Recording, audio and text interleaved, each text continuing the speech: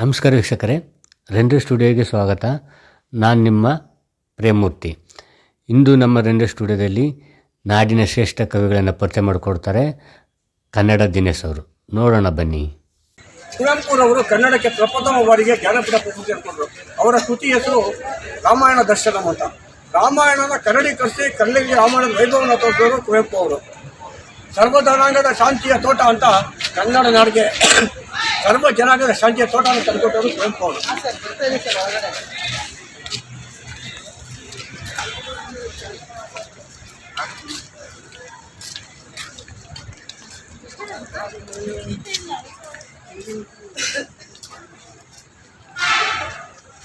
ಇವರು ಪ್ರಚಂಡ ನಾಟಕಕಾರ ಮತ್ತು ಎಲ್ಲ ಆಂಗ್ಲ ಭಾಷೆ ನಾಟಕಗಳನ್ನ ಕನ್ನಡಕ್ಕೆ ಭಾಷಾಂತರಿಸಿ ಹಲವಾರು ನಾಟಕಗಳನ್ನ ಮಾಡಿಸಿ ಮಕ್ಕಳ ಮೇಲೆ ಹಲವಾರು ಕಲಾವಿದರನ್ನು ಬೆಳೆಸಿದಂತಹ ಗಿರೀಶ್ ಕಾರ್ನಾಡ್ ಅವರು.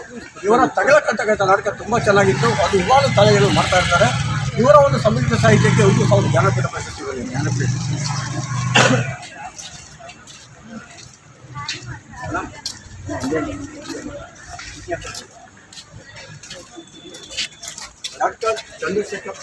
ಡಾಕ್ಟರ್ ಚಂದ್ರಶೇಖರ್ ಕಂಬಾರ್ ಇವರು ಚಲನಚಿತ್ರ ನಿರ್ದೇಶಕರು ಹೌದು. ಇವರ ಒಂದು ಸಮಗ್ರ ಸಾಹಿತ್ಯಕ್ಕೆ ಜ್ಞಾನಪೀಠ ಪ್ರಶಸ್ತಿಯಿಂದ ಕನ್ನಡ ನಾಡಿಗೆ ತಂದುಕೊಟ್ಟವರು. ಇವರ ಸಂಗೀತ ನಾಯಕ ಅಂತ ಇರ್ತಕ್ಕಂಥ ಒಂದು ಚಿತ್ರ ಬಂದು ಕಾಡು ಕುದುರೆ ಅಂತ ಬಂತು, ಇನ್ನೊಂದು ಚಿತ್ರ ಬಂದ್ಬಿಟ್ಟು ಸಂಗೀತ ಅಂತ ಬಂತು. ಎರಡು ಚಿತ್ರಗಳ ಮೂಲಕ ಬಂತು. ಒಂದು ಶಿವರಾಜ್ ಕುಮಾರ್ ದರ್ಶನ ಚಿತ್ರ ನಿರ್ದೇಶಿಸಿದ್ದಾರೆ. ಕನ್ನಡಿಗೆ ಜ್ಞಾನಪೀಠ ಪ್ರಶಸ್ತಿ ತಂದುಕೊಟ್ಟು ನಮ್ಮ ಕನ್ನಡ ನಾಡಿನ ಕನ್ನಡ ಭಾಷೆಯ ಮೇಲೆ ಗಿರಿಮೇಘ ಸಂತಾನದಲ್ಲಿ ಇವರು ಒಬ್ಬರು. ಇವ್ರಿಗೂ ನನ್ನ ನಮಸ್ಕಾರಗಳು. ಅದೇ ರೀತಿಯಲ್ಲಿ ಒಂದು ಯುಗದನ್ನು ಮಾಡ್ಕೊಳ್ಳಿ. ನಮ್ಮ ಆರಕ್ಷಕರ ಅಂತರಂಗದ ನುಡಿ ಯಾವುದಪ್ಪ ಅಂದರೆ ಕನ್ನಡ. ಇವರ ಆಡೋ ಭಾಷೆ ರಾಳಿತ ಭಾಷೆ. ಇವತ್ತೇ ನಮ್ಮಂಥ ಹೋರಾಟಗಾರರು ಅಥವಾ ನಮ್ಮಂಥ ಮಾತುಗಾರರು ಉಳಿದಿದ್ದೀವಿ ಅಂದರೆ ನಮ್ಮ ಆರಕ್ಷಕರ ರಕ್ಷಣೆ ಇಲ್ಲದೆ ನಾವೇನು ಮಾಡೋಕ್ಕಾಗಲ್ಲ. ಬೆಂಬಲ ಇದ್ದರೆ ನಮ್ಮಂಥ ಹೋರಾಟಗಾರ ಅಥವಾ ನಮ್ಮಂಥ ಬರಹಗಾರರು ಬೆಳೆಯೋದು. ಸರ್, ನಿಮಗೂ ತಾವು ಉತ್ಪೂರ್ಣ ಧನ್ಯವಾದ ಸರ್. ನನ್ನ ಹೆಸರು ಕನ್ನಡ ದಿನೇಶ್ ಅಂತ. ಕನ್ನಡದಲ್ಲಿ ಅಚ್ಚಕನ್ನಡದಲ್ಲಿ ಮಾತಾಡೋದು ನನ್ನ ಮೊದಲೇ ವಿಚಾರವಂತರಿದ್ದೀವಿ ಸರ್. ಮೊದಲನೇ ಬಹುಮಾನ ತಗೊಂಡು ವಿಜಯವಾಣಿಯಲ್ಲಿ. ಅದು ಈಗ ನನಗೆ ಮಾತಾಡೋಕ್ಕೆ ಅವಕಾಶ ಸಿಕ್ಕಿಲ್ಲ. ಅದಕ್ಕೆ ನಿಮಗೆ ಮಾಡ್ತೀನಿ.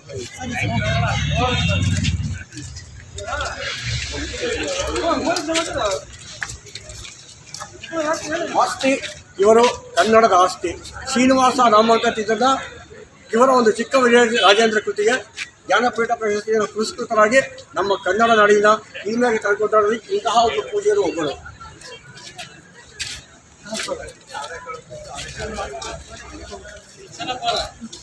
ಡಾಕ್ಟರ್ UR ಮೂರ್ತಿ ಕನ್ನಡ ನಾಡಿನಲ್ಲಿ ಜಾತ್ಯತೀತ ತತ್ವವನ್ನು ಮೊದಲನೇ ಬಾರಿ ತಂದುಕೊಟ್ಟವರು ಇವರು. ಯಾರಿಗೂ ಎದುರ್ತಾ ಇರ್ತೀರಿ, ಯಾರಿಗೂ ಬರ್ತಾ ಇರ್ತೀರ, ಹೊಡಿಲಿರೋರು ಯಾವತ್ತೂ ಜಾತಿ ಧರ್ಮ ಮತ ನೋಡಲಿಲ್ಲ.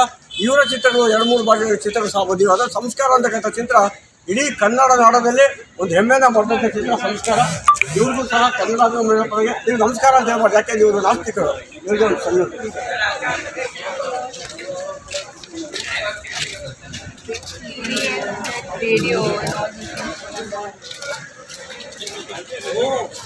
ಕೋಟ ಶಿವರಾಮ ಕಾರಂತರ ಇವರನ್ನ ಕಡಲ ತೀರದ ಭಾರ್ಗವ ಅಂತಾರೆ.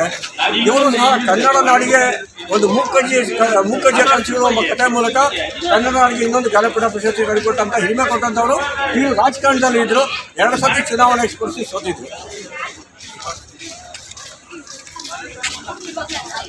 ನಾನು ಇವಾಗ ಹೇಳ್ಕೊಂಬಂದಂಥ ಸಾಹಿತಿಗಳಲ್ಲಿ ಅತಿ ಹೆಮ್ಮೆ ಪಡ್ತಕ್ಕಂಥ ಶ್ರೇಷ್ಠ ಸಾಹಿತಿ. ಇವೆಲ್ಲ ಕನ್ನಡಿಗರನ್ನ ಯಾವತ್ತು ಹೃದಯದಲ್ಲಿ ಇಟ್ಕೊಂಡು ಪೂಜೆ ಮಾಡಬೇಕು. ಯಾಕೆಂದರೆ ಕನ್ನಡಿಗರಿಗೆ ಬದುಕು ಕೊಟ್ಟಂಥ ಗೋಕಾಕ್ ಒಡ್ಡಿ ಬರೆದಂಥ ಗೋಕಾಕ್ ಇವರು. ಇವರ ಭಾರತ ಸಿಂಧೂರ ಲಕ್ಷ್ಮಿ ಒಂದು ಕಥಾ ಸಂಕಲನಕ್ಕೆ ಒಂದು ಜ್ಞಾನಪೀಠ ಪ್ರಶಸ್ತಿ ಬಂದಿದೆ. ಇವರು ಕನ್ನಡ ನಾಡಿನ ಕನ್ನಡ ಭಾಷೆಯ ಮುಗುಟ ಇವರು. ಇವರ ಮಾತೃಭಾಷೆ ಮರಾಠಿ. ಆದ್ರೂ ಕನ್ನಡಿಗರಿಗೆ ವಿಸ್ತೃತವಾದ ಗೋಕಾಕ್ ಒಡ್ಡಿ ಕೊಟ್ಟು ಕನ್ನಡಿಗರಿಗೆ ಸ್ವಾಭಿಮಾನ ಅಂತ ಕೊಟ್ಟವರು ಇವರು. ಗೋಕಾಕ್ ಒಡ್ಡಿ ಚಳವಳಿಯಿಂದಲೇ ಕನ್ನಡ ನಾಡಲ್ಲಿ ಒಂದು ವಿರೋಧ ಪಕ್ಷ ಸರ್ಕಾರ ಬರೋ ಕಾರಣ ಆದಂಥ ಹೊಂದಿ ತಗೊಳ್ತ ಮಹಾನ್ ಪುಣ್ಯವಂತರು ಇವರು.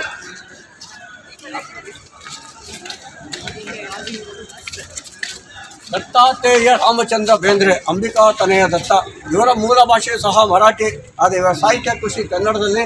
ಕನ್ನಡ ನಾಡಿಗೆ, ಕನ್ನಡ ಭಾಷೆಗೆ, ಕನ್ನಡ ಪರಂಪರೆಗೆ, ಕನ್ನಡ ಸಂಸ್ಕೃತಿಗೆ ಅವರ 4 ತಂತಿ ಕವನ ಸಂಕಲನದ ಮೂಲಕ ನಾನು ನೀನು ಆನು ತಾನು ನಾಲ್ಕು ತಂತಿ ಅಂದ್ಬಿಟ್ಟು ಜ್ಞಾನಪೀಠ ಪ್ರಶಸ್ತಿ ತಂದುಕೊಟ್ಟು ಇವರಲ್ಲಿ ನೋಡೋದು ಸಹ ನಮ್ಮ ಕನ್ನಡಿಗೆ ಹೆಮ್ಮೆ ಪಡ್ಕೋಬೇಕು. ಯಾಕೆಂದರೆ ಇಂಥ ಮಹನೀಯ ನಾಡಲ್ಲಿ, ಇಂಥ ಮಹನೀಯ ಬೀಡಲ್ಲಿ ನಾವೆಲ್ಲ ಹುಟ್ಟಿದ್ದೀವಿ. ಎಲ್ಲ ನೀವು ಅರ್ಥ ಮಾಡ್ಕೊಳ್ಳಿ. ಇವಾಗ ನಾವೆಲ್ಲ ಇಷ್ಟು ಚೆನ್ನಾಗಿ ಹಾಕಿದ್ದೀವಿ ಅಂದರೆ ಮೈಸೂರು ಮಹಾರಾಜರು ಕೊಟ್ಟಂಥ ಕೊಡುಗೆ, ಅವರು ಕೊಟ್ಟಂಥ ಭಿಕ್ಷೆ. ನಾವು ನಿಂತಿರ್ತಕ್ಕಂಥ ಪ್ರತಿಯೊಂದು ಜಾಗಗಳು ಮೈಸೂರು ಮಹಾರಾಜರು ಸೇರಿದ್ದು. ನಾಲ್ವಡಿ ಕೃಷ್ಣರಾಜೇಂದ್ರ ಒಡೆಯರು ವಿಶ್ವೇಶ್ವರಯ್ಯನವ್ರ ಮುಖಾಂತರ KRSನ ಕಡ್ದೆ ಹೋಗಿದ್ದಿದ್ರು ಕೃಷ್ಣರಾಜರನ್ನ, ಈಗ ನಮ್ಗೆ ಕುಡಿಯೋಕ್ಕೆ ನೀರು ಇರ್ತಾ ಇತ್ತಿಲ್ಲ. ಶರಾವತಿ ಪ್ರಾಜೆಕ್ಟ್ ಇರ್ಬೋದು, ಅದೇ ರೀತಿ ಜೋಗ್ ಫಾಲ್ಸ್ ಇರ್ಬೋದು. ಯಾಕೆ ಆಂಗ್ಲ ಭಾಷೆಯಲ್ಲಿ ಹೇಳ್ತಾ ಇದ್ದೀನಿ ಅಂದರೆ, ನಾನು ಅಚ್ಚ ಕನ್ನಡದಲ್ಲಿ ಸ್ವಚ್ಛವಾಗಿ ವಿದ್ಯುತ್ ಅಂತ ಹೇಳಿದ್ರೆ ಏನಪ್ಪ ಏನೋ ಹೇಳ್ತಾರೆ ನೀನು ಮೆಂಟ್ಲು ಅಂತ ಜನ, ಅದಕ್ಕೋಸ್ಕರ ಸ್ವಲ್ಪ ಆಂಗ್ಲ ಭಾಷೆಯಲ್ಲಿ ಪ್ರಯೋಗ ಮಾಡ್ತೀನಿ. ಅವ್ರು ಕೊಟ್ಟಂಥ ಬೆಳಕಲ್ಲಿ ಮೊದಲನೇ ಬಾರಿಗೆ ಇಡೀ ಏಷ್ಯಾ ಖಂಡದಲ್ಲಿ ಬೆಳಕಂಡಂಥ ಜಾಗ ಅಂದರೆ ಕೃಷ್ಣರಾಜೇಂದ್ರ ಮಾರುಕಟ್ಟೆ. ಅವಾಗ ಅದನ್ನು ಸಿದ್ದಿಕಟ್ಟೆ ಕೆರೆ ಅಂತ ಇದ್ರು. ಎಷ್ಟೋ ಜನಕ್ಕೆ ಸಿದ್ದಿಕಟ್ಟೆ ಕೆರೆ ಅಂತ ಇವತ್ತು ಯಾರಿಗೂ ಗೊತ್ತಿಲ್ಲ. ಅಲ್ಲಿ ಎಷ್ಟೋ ಜನ ಸಾಹಿತಿಗಳು ಮಾತಾಡ್ತಾ ಇದ್ದಾರೆ. ಅವರಿಗೆ ದ್ರಹ್ಮಾಂಬುದಿ ಕೆರೆ ಯಾವುದು, ಕೆಂಪಾಂಬುದಿ ಕೆರೆ ಯಾವುದು, ಜಟ್ರಾಯನ್ ಕೆರೆ ಯಾವುದು ಕೆರೆ ಅದು ಗೊತ್ತಿಲ್ಲ. ಆಂಗ್ಲ ಭಾಷೆಯನ್ನು ಮಿಶ್ರಣ ಮಾಡ್ಕೊಂಡು ವಿ ಆರ್ ಡೂಯಿಂಗ್ ಕನ್ನಡ ಸಾಹಿತ್ಯ ಅಂತಾರೆ. ಅದು ಬೇಕಾಗಿಲ್ಲ ನಮಗೆ. ನಾವು ಸಮಗ್ರ ಕನ್ನಡವನ್ನು ಕನ್ನಡ ಭಾಷೆಯಲ್ಲಿ ಕನ್ನಡ ತನದಲ್ಲೇ ಮರೆಸುವಂಥ ಒಂದು ಕನ್ನಡ ಆದರೆ ಮಾತ್ರ ಕನ್ನಡದ ಹಬ್ಬಕ್ಕೆ ಒಂದು ಅರ್ಥ ಇರ್ತದೆ.